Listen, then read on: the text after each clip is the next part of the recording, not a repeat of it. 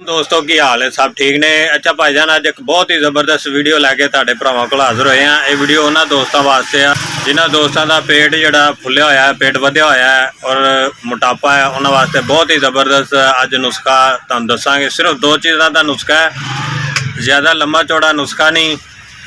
और इसका कावा बना के तुसीं पीना दो चीज़ों का, और इंशाल्लाह एक महीने के अंदर पेट बिल्कुल जिहड़ा ना नाल लग जाएगा, वजन घट जाएगा। और जिन्हां बीबियां दा ऑपरेशन तो बाद जिहड़ा ना पेट वध जाता है, पेट फुल जाता है, उन्हां वास्ते ये बहुत ही ज़बरदस्त नुस्खा है। इसनूं इस्तेमाल करो और इस तो फायदा उठाओ। और चलने अज दे नुस्खे की तरफ। इधर असीं जिहड़ियां ना दो चीज़ां इस्तेमाल करांगे, वह तुहाडे सामने पईयां होईयां।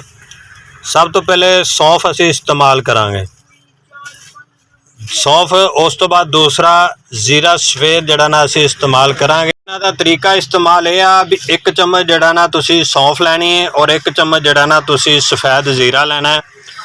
लैके 2 कप जिहड़े ना तुसीं पानी दे पा लैने ने और इसनूं चुल्हे ते रख के अच्छी तरह तुसीं पकाना है। जदों 1 कप पानी दा रह जावे, इसनूं थल्ले उतार लो। सौंफ नूं और सफेद जीरे नूं तुसीं भुन लवो। भुन के इस दे अंदर तुसीं 1 चम्मच जिहड़ा ना शहद डालना है। शहद तुहानूं छोटा मिल जाए, शहद चाहे वड्डी मक्खी का मिल जाए, छोटी का मिल जाए, जिहड़ा मिल जाए वह तुसीं इस्तेमाल करना है 1 चम्मच। और इसनूं सुबह खाली पेट भी तुसीं पी सकते हो और खाने तो बाद भी पी सकते हो। और इंशाल्लाह ये 10 दिन इस्तेमाल कर लो। इहदे इस्तेमाल दे नाल पेट जिहड़ा बिल्कुल नाल लग जाएगा। और जिन्हां दोस्तों का यूरिक एसिड वधदा है या कोलेस्ट्रोल वधदा है, उन्हां वास्ते बहुत ही ज़बरदस्त यह नुस्खा है। इसनूं इस्तेमाल करो और इस तो फायदा उठाओ।